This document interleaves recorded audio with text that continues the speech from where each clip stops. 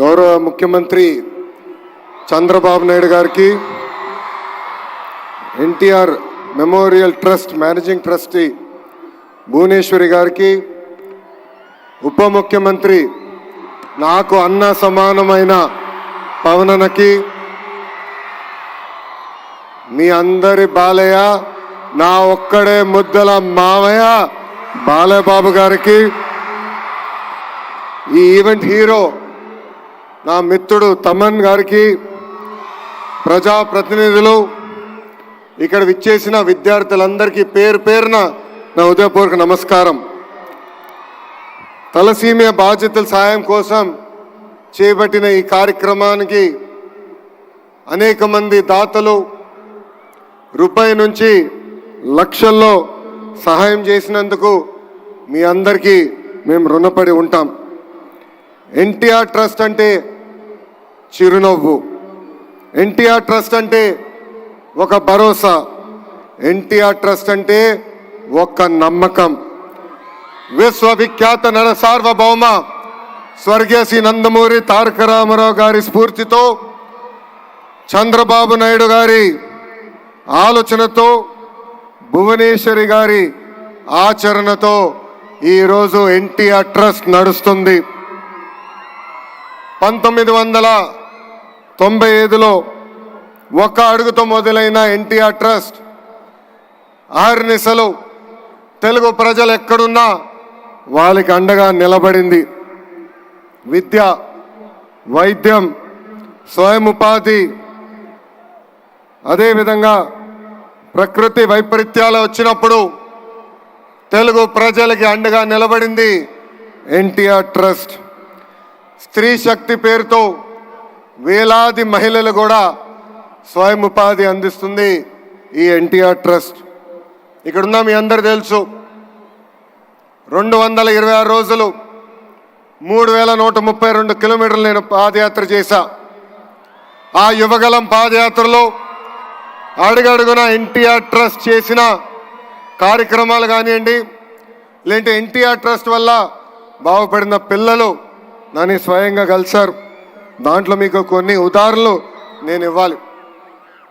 అనంతపూర్ జిల్లాలో శ్రావణి అని ఒక చెల్లి నన్ను కలిసింది. మధ్యాహ్నం లంచ్ కోసం బ్రేక్ అయినప్పుడు ఆమె వచ్చి నన్ను కలిసి ఆమె బాధ నాకు వ్యక్తం చేసింది. చిన్న వయసులో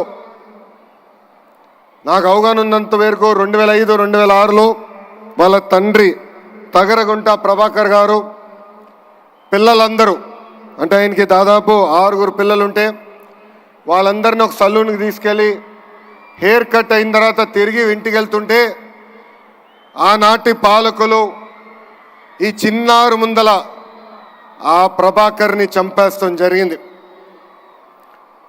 మా చెల్లమ్మ శ్రావణి ముందల ఆ ప్రభాకర్ని చంపేస్తాం జరిగింది.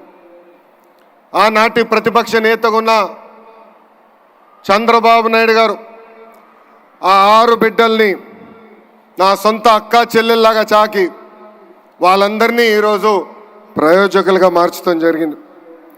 శ్రావణితో పాటు ఆమెకున్న అక్కలు కానీ అన్నలు ఈరోజు బెంగళూరులో కానీ, హైదరాబాద్లో కానీ, చెన్నైలో కానీ ఐటీ రంగంలో అద్భుతంగా ముందరికెళ్తున్నారు. అదేవిధంగా అదే అనంతపూర్ జిల్లాలో మౌనికాని కూడా కలిసా. మౌనిక తండ్రి శ్రీనివాస్ గౌడ్ని కూడా ఫ్యాక్షన్ దాడిలో చంపేస్తే మౌనికాని ఆమె చెల్లి నాగమణిని కూడా చదివించింది గౌరవనీయులు చంద్రబాబు నాయుడు గారు. నాకు ఇప్పుడు కూడా బాగా గుర్తు, ఇంట్లో ఎప్పుడు ఎన్టీఆర్ ట్రస్ట్ గురించి ఆయన మాట్లాడేవారు, స్కూల్ గురించి మాట్లాడేవారు.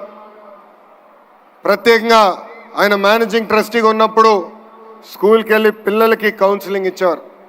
నేను అడిగేవాడిని, నాకు మీరు అంత సమయం ఇవ్వట్లేదు, కానీ అక్కడున్న పిల్లలకి అంత సమయం ఎందుకు ఇస్తున్నారని. అప్పుడు ఆయన ఒక మాట చెప్పారు, ఫ్యాక్షన్లో ఎవరన్నా చనిపోతే కుటుంబ సభ్యులందరూ ఒక ప్రతిజ్ఞ తీసుకుంటారు, చంపిన వాళ్ళని తిరిగి చంపాలని. దానికి నేను ఫుల్ స్టాప్ పెట్టాలనుకున్నాను, అందుకే ఆ పిల్లలకి నేను స్వయంగా కౌన్సిలింగ్ ఇస్తున్నానని చెప్పిన వ్యక్తి చంద్రబాబు నాయుడు గారు. ఇంతేకాదు ఇప్పుడు కూడా నాకు బాగా గుర్తు 2013లో బ్రహ్మణి గ్రాడ్యుయేషన్కి మేము అందరం వెళ్ళాం. అమెరికాకి వెళ్ళి తిరిగి వచ్చే సమయంలో మేము న్యూస్లో చూసాం ఉత్తరాఖండ్లో వరదలు బాగా వచ్చినాయి, అక్కడికి వెళ్ళిన ప్రయాణికులందరూ చిక్కుపోయారని. ఇక్కడ చాలామందికి తెలుసు అమెరికా నుంచి వచ్చినప్పుడు జెట్ లాగ్ అనేది ఉంటుందని. పొద్దున 3ంటికి వచ్చాం, నేను హాయిగలి పడుకున్నా. మధ్యాహ్నం లేచి బయటకు వచ్చి అమ్మని అడిగా, నాన్నగారు ఎక్కడున్నారంటే ఇప్పుడే ఢిల్లీకి వెళ్ళారు, ఉత్తరాఖండ్లో ఏం జరుగుతుందో తెలుసుకుందామని బయలుదేరారని. అక్కడ బయలుదేరిన వ్యక్తి ఢిల్లీ నుంచి ఉత్తరాఖండ్కి వెళ్ళి ఏకంగా 510 మంది తెలుగు వాళ్ళు అక్కడ చిక్కుకుంటే ప్రత్యేక విమానం వేసి వాళ్ళని హైదరాబాద్కి తీసుకొచ్చారు.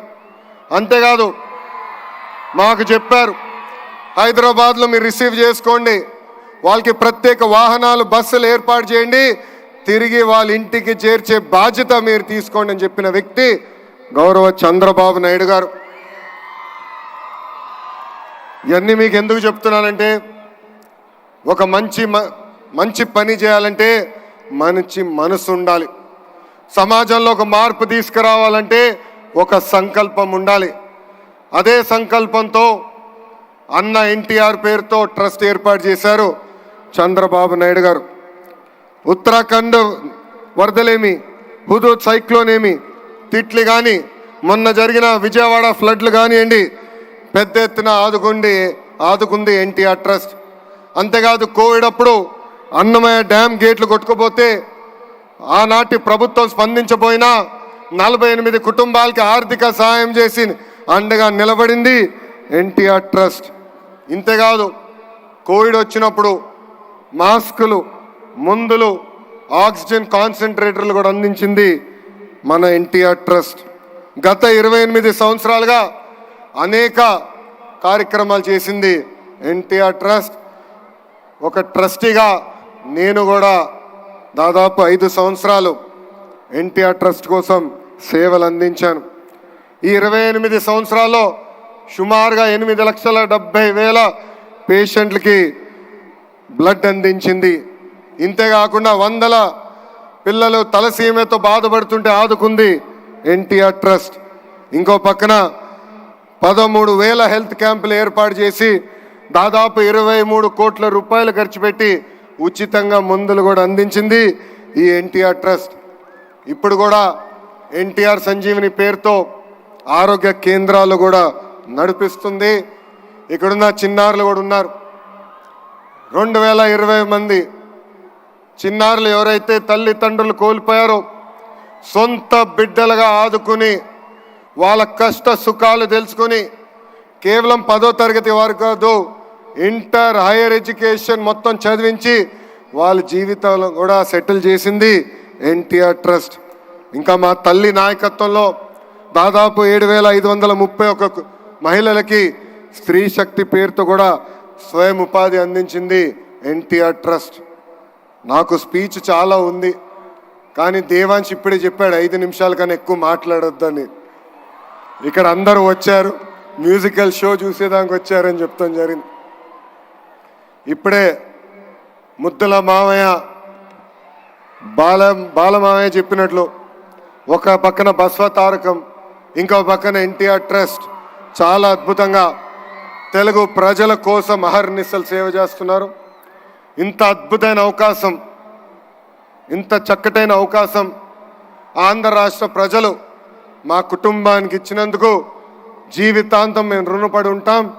ఇంతేకాదు రాబోయే రోజుల్లో ఎన్టీఆర్ ట్రస్ట్ మా తల్లి భువనేశ్వరి నాయకత్వంలో పెద్ద ఎత్తున బ్లడ్ బ్యాంకులు కూడా ఏర్పాటు చేస్తాం. నేను అహర్నిశలు వాళ్ళు చెప్తున్నా, బ్లడ్ రీసెర్చ్ ఇన్స్టిట్యూట్ కూడా ఏర్పాటు చేస్తాం. బ్లడ్లో అగ్రస్థానం రీసెర్చ్ చేసే బాధ్యత ఎన్టీఆర్ ట్రస్ట్ తీసుకుంటుందని సభాముఖంగా తెలుగు ప్రజలందరూ తెలుపుకుంటూ మీ అందరి దగ్గర నుంచి సెలవు తీసుకుంటున్నా. జోహార్ అన్న ఎన్టీఆర్, జోహార్ అన్న ఎన్టీఆర్, జై హింద్, జై హింద్. అందరికీ నమస్కారం.